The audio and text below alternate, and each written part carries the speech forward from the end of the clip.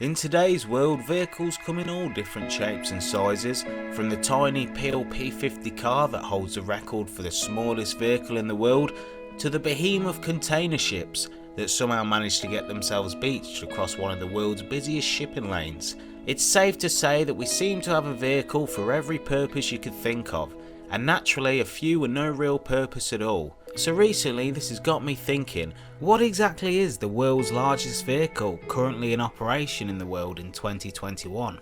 Is it a ship? Is it a rocket? Some huge digger in a city-sized quarry in China or Russia? Well, here at Red State we're going to find the answer to that exact question and a few more if there's time. So sit back, hit the like button and subscribe to the channel while we answer another automotive wonder.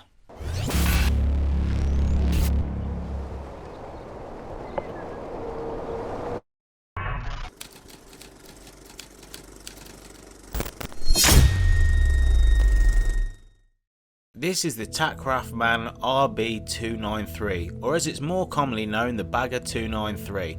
It's an extremely huge bucket wheel excavator made by the German industrial company Takraf, a former East German Combinat, and is currently the world's largest vehicle. It was built in 1995 for the brown coal company Rhein and is now owned and operated by RWE Power AG in a brown coal mine near Hambach, Germany.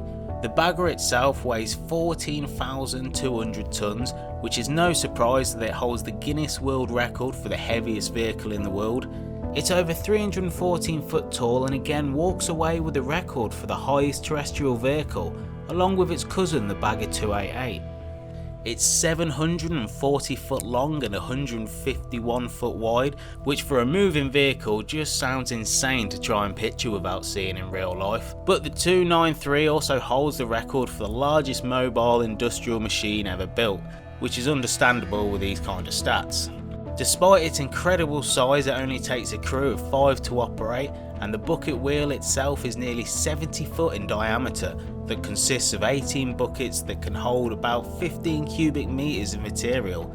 However, overall in one day the Bagger can move 220,000 tons of soil.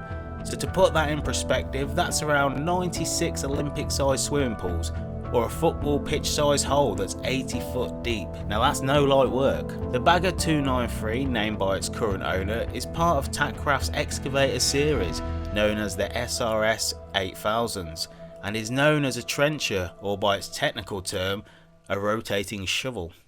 It uses its 80 foot rotating wheel to rip through the earth and collect materials, which are then dumped onto a conveyor belt and taken to separate vehicles that will take it to the dumping site. As you could probably guess, a vehicle of this size doesn't move anywhere quickly. In fact, it apparently took nearly a month to drive the 80-mile journey from the factory it was built in to the Garzweiler mine where its first home was. Apologies for the pronunciation of these German words, I may have them completely wrong, but I am trying.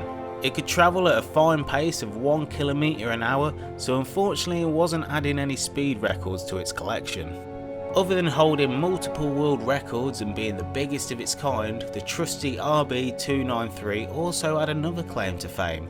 That's right, in 2011 it made its first Hollywood debut in the tear-jerking, elegant avant-garde classic film Ghost Rider 2: Spirit of Vengeance. A marvellous piece of cinematic history I'm sure we all can agree on.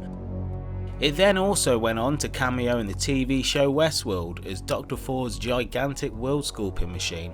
It apparently took 5 years to design and manufacture the 293, along with another 5 years to assemble it, and originally cost £70.9 million, or for our American friends, $100 million to produce the finished machine, and is part of a set of sibling bucket wheel excavators all around the similar size, although the 293 is the biggest.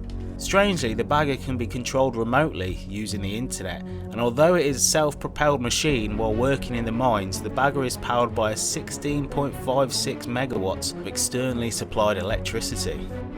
There we have the largest vehicle in the world in existence, a bucket wheel excavator made and still used in Germany that's moved more earth in a day than most of us has probably seen through the past year. Self-propelled when needed and operated by a crew of 5 while having the ability to be controlled remotely when working, The Bagger 293, or its original name the RB293, truly is a force to be recognised. But is it actually the largest vehicle out there, or is it just the largest vehicle on land? This is the Pioneering Spirit, and although it isn't quite the longest ship out there, as of 2020 it is the world's largest vehicle by gross tonnage. And yes, technically the Prelude is bigger than the Spirit, but the Prelude is actually not a vehicle, instead it's labelled as a floating gas platform, so we can't include it in this video, although it is very impressive to see. The Pioneering Spirit, however, is a catamaran crane vessel owned by the Allseas group and is used to install and remove large oil and gas platforms at sea. It was built by the South Korean shipbuilders Daewoo and cost $2.6 billion to create. Although the idea was first conceived in 1987, it wasn't until 2007 that the plans for the ship would actually be announced. Originally it was to be named after the offshore pioneer Peter Schelp, who was the father of the Allseas company's owner. However, this caused the company some controversy, as it turns out Peter was part of the Waffen SS in World War II, and so the name was changed to the Pioneering Spirit on the 9th of February 2015. The plans for this giant vessel featured a lifting system at its bows for lifting platforms topside up to 48,000 tonnes and a lifting system at its stern for lifting steel jackets up to 25,000 tonnes. Also included in the design was pipeline equipment to handle diameters ranging from 15 to 175 centimetres at water depths exceeding 4,000 metres. After all the design work was said and done, production finally began in 2010, and although Allseas wanted to increase the size even more mid-build, Daewoo still managed to complete the build, and the ship was launched on the 26th of January 2013, then left in November 2014 for its maiden voyage to the port of Rotterdam for its commissioning. It left Rotterdam ready for service on the 6th of August 2016. The vessel is around 477 metres or 1,565 foot long at its maximum and has a 382 metre hull, which makes the Bagger 293 at 225 metres seem somehow small in comparison. It has a depth of 30 metres or 98 feet and its gross tonnage is a tremendous 404,000 with a maximum displacement of 1 million tonnes at maximum draft. The vessel has 8 20-cylinder MAN diesel generator sets that power 12 Rolls-Royce diesel electric thrusters, which give the ship a 14-knot speed limit, which is around 16 miles per hour. With a crew of around 571 people on average, the ship itself now spends its time setting up pipelines, platforms and other rigs for major corporations like Shell and Repsol. It's also used to decommission and remove older units that are no longer required.